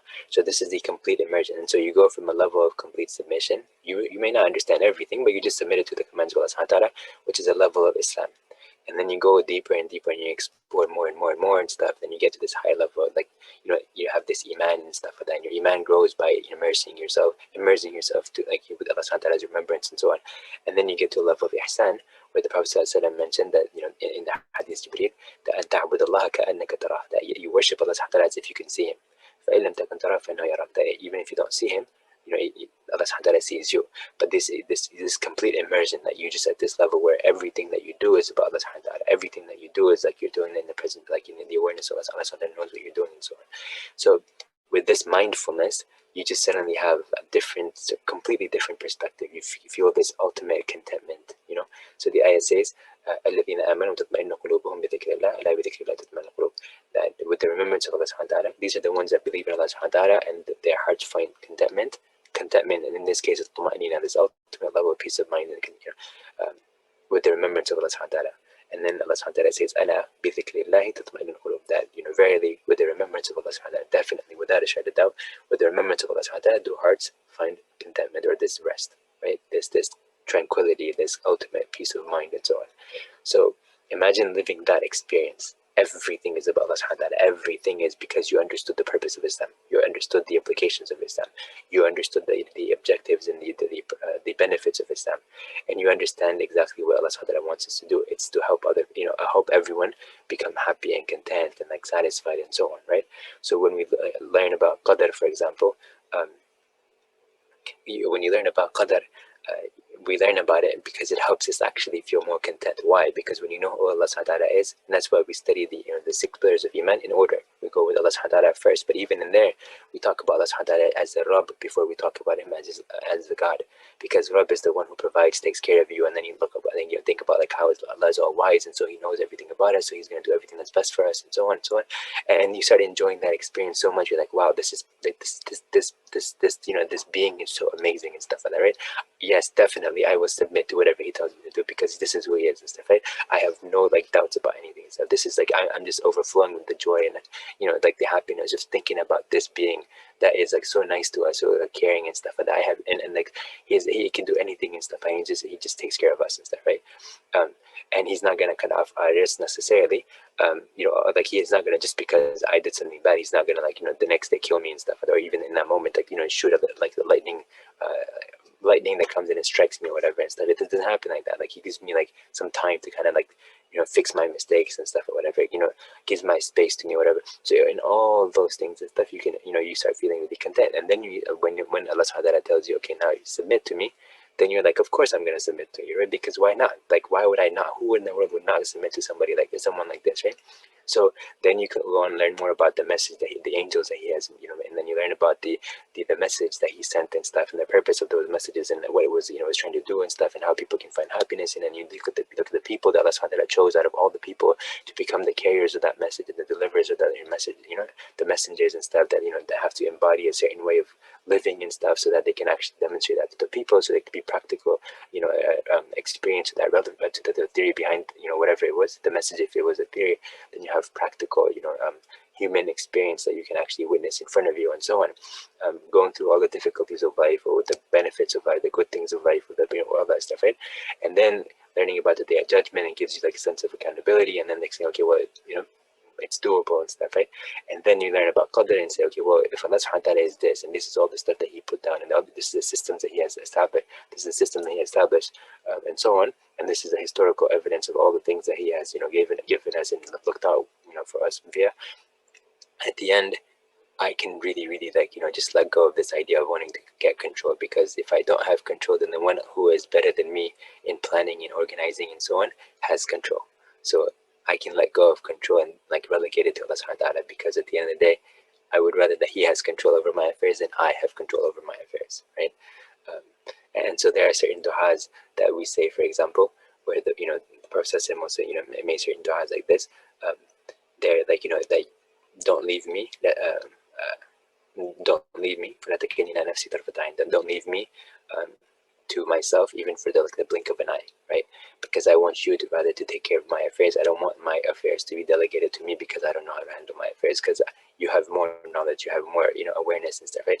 This is sort of like how people, to Allah subhanahu wa ta'ala belong the best of examples, but this is similar to in the concept, and the idea that like when you go to an expert and you say, hey, just take care of this for me, like you go to a lawyer and say, hey, I don't know about the law and stuff, I don't know all these things and stuff, can you just like handle this, I'll pay you this much money, right? In this case, like so you go to the lawyer and you get that done. If you go to another person, an expert in something, you just say, hey, just can you do this for me and stuff, like like I would rather trust you with this than myself with it, right? So with Allah subhanahu wa ta'ala, you're saying that I trust You with all of my affairs, because there is no one who can plan better than You. I don't know, I have nothing compared to You and stuff, right? So that's when you make istikhara and you say, for example, Allahumma inni astakhiruka bi'ilmik, that with Your knowledge, wa astaghfiruka biqudrak, and I seek strength and might with your power and might and stuff, right? And then you continue onwards and you ask that you say that You are the knower of the unseen and stuff, You are all able and stuff, and innaka ta'lamu la a'lam, that You know and I don't know, and You have power and I don't have power and stuff, and so on. And then you ask Allah subhanahu wa ta'ala, like, oh, if this matter is good for me or not, whatever. So you can see like how all of these things are connected together. I just looked at the time. I did get carried away, so I'm gonna pause over here because I get really carried away in these things. I will let you guys have some time to reflect, inshallah. Any comments, any things that you have, any thoughts that you have, please feel free to share. And then I don't want to take too much of your time, so anybody has anything, please share.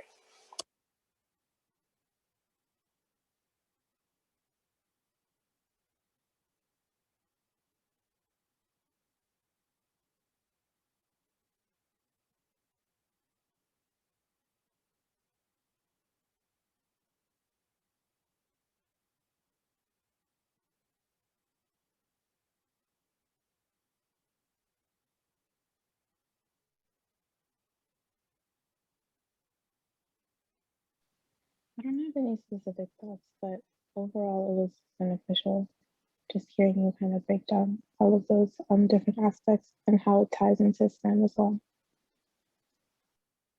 Okay. Yeah, that's the, the ultimate thing with all these everything that we're doing over here is just to help us understand ultimately like what is Islam all about. And I know I'm bringing different things and stuff, but like everything has been ultimately about the Islamic mindset, and whoever followed up until this point, um, I hope that everything that we sort of presented, you can see how it's connecting together to Islam and how Islam already has these things built into it from the very beginning. This is like 1400 something years ago, and we've had this system since then that is the solution to happiness and contentment and joy, and that these things Allah has given, the guidelines, the boundaries, and all that stuff, the prescriptions. Everything is all about this. It's about this mindset. It's about this. This is the ultimate end. So um, yeah. I hope it had been clear.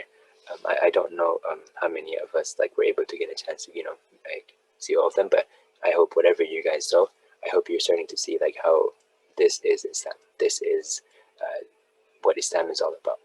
It's about this enhancement of the human experience, if you may. Bi'idhnillah.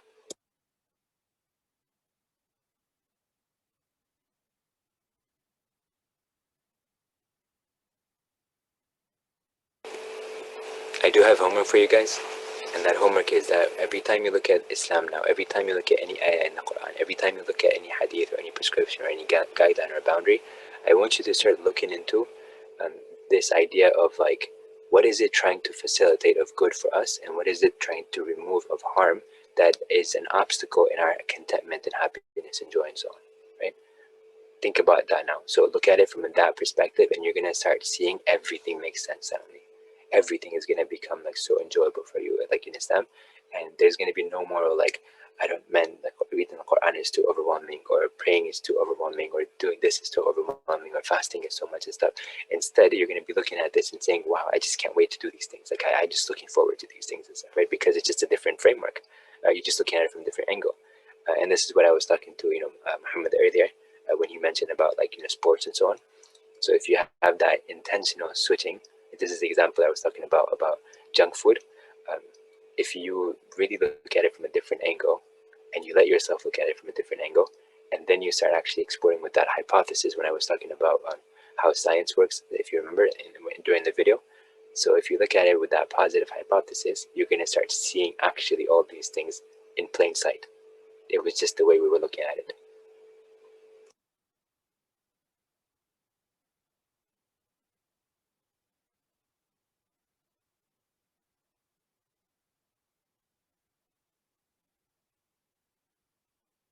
Any other thoughts, anybody?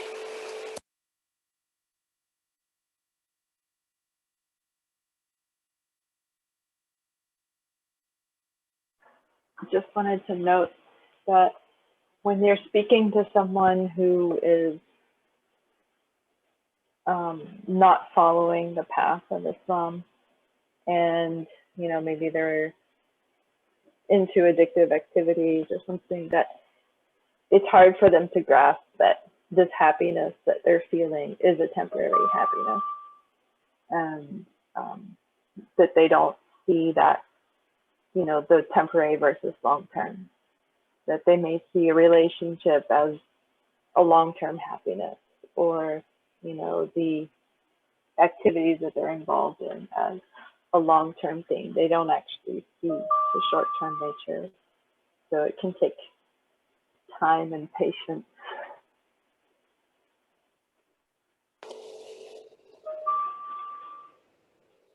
When you're trying to make dawah with these people.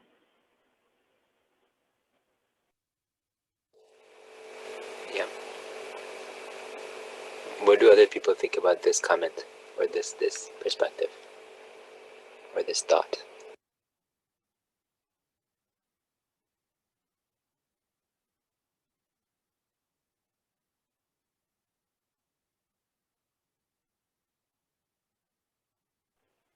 And I'd like to say that it's particularly difficult when it's somebody who knows about Islam, but you know, maybe they didn't understand it fully, and then they were, you know, seduced by the Western lifestyle. And they see themselves as happy, you know, not living within the confines of Islam.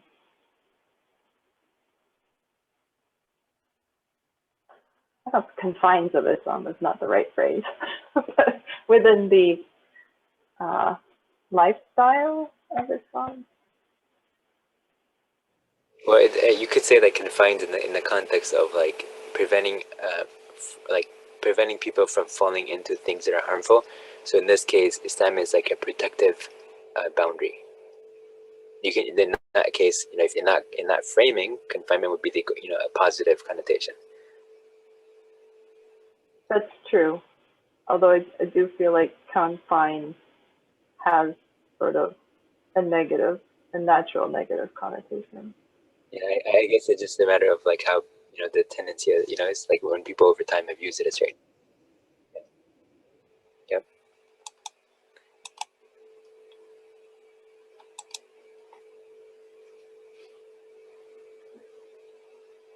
So one thing I had a reflection on, I know on the things that you mentioned.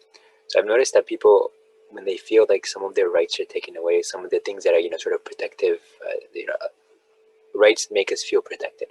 When we feel like we have a right that other people should, you know, respect and so on, we feel protected.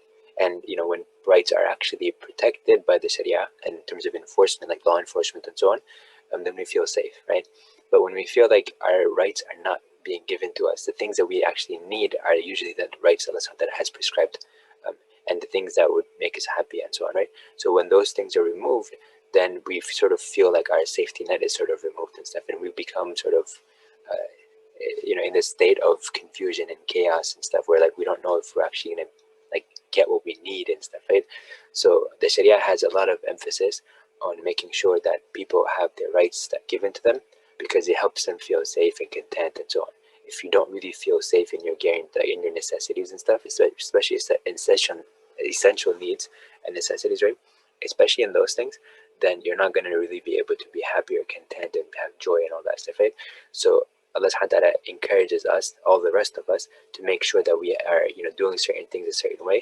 We are fulfilling the rights of everyone, because of the fact that it helps them feel happy and safe and content and, you know, all that.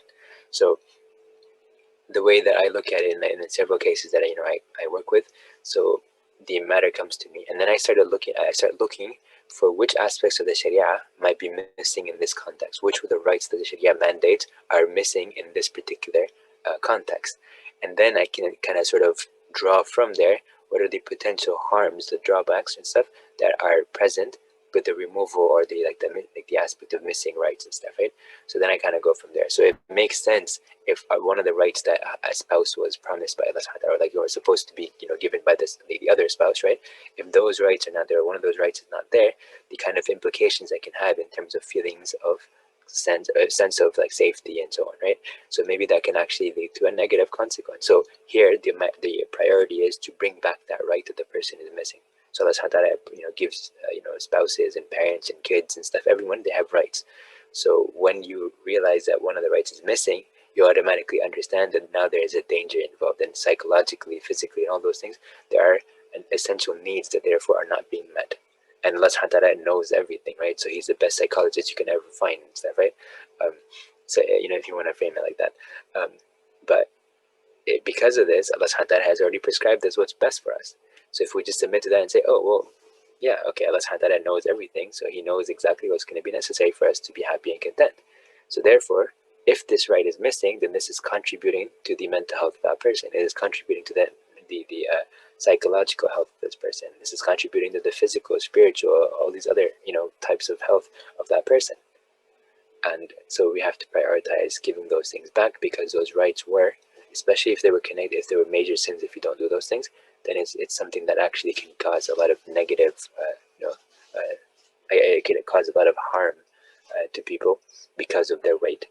So that's why the Sharia prioritizes those, you know, the 5 things at the very basic level, and then the hajiyat are, you know, facilitated, and then you go to the tahsiniyat and stuff. So the priority is like that. So you should prioritize, if you're dealing with somebody, by trying to identify which of those essential needs are being are missed, so that you can actually help give that person those things by whatever you need to do in terms of being in the allowable boundaries of Islam, to facilitate that right being given back to that person, while the other person is motivated to give that right as they're supposed to.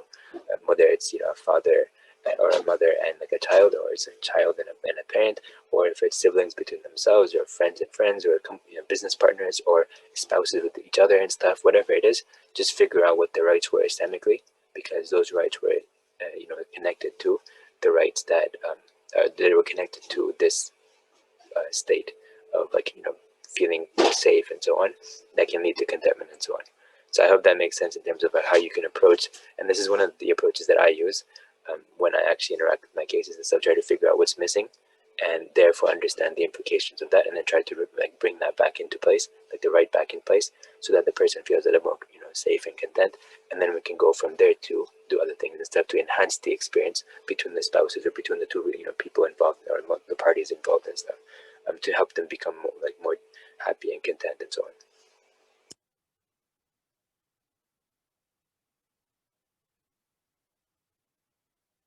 But in this discussion, you can also then see the idea that the fuqaha and the scholars and stuff throughout have just pretty much known the solution and stuff, right? And why it's important for us to seek knowledge, because this is the kind of end result it has.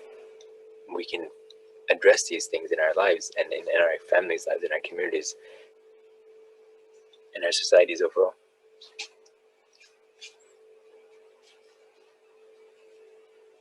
So this is what we have in terms of the concept of Islam, 1400 plus years of all this rich information that actually is the direct solution to all the problems that we have. But we don't, a lot of times we don't really appreciate that, because we don't actually understand much of it. We haven't actually explored much of it and so on, and we get distracted by other things that seem to be more concrete, whereas they're actually, in fact, they're not. And the history of psychology that we looked at over the multiple sessions, including today, we realized that that was not the case. The science is actually very malleable, and it's not something that we just sort of default to and say this is truth. It's a matter of just more information. Theories change over time. It's just constantly in flux.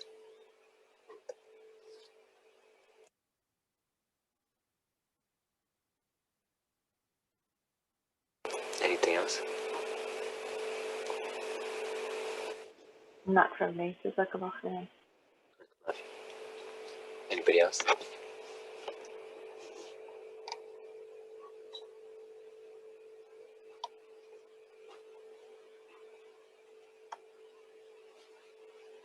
Okay, so we will go ahead and stop, inshallah. سبحانك اللهم وبحمدك أشهد أن لا إله إلا أنت أستغفرك وأتوب إليك.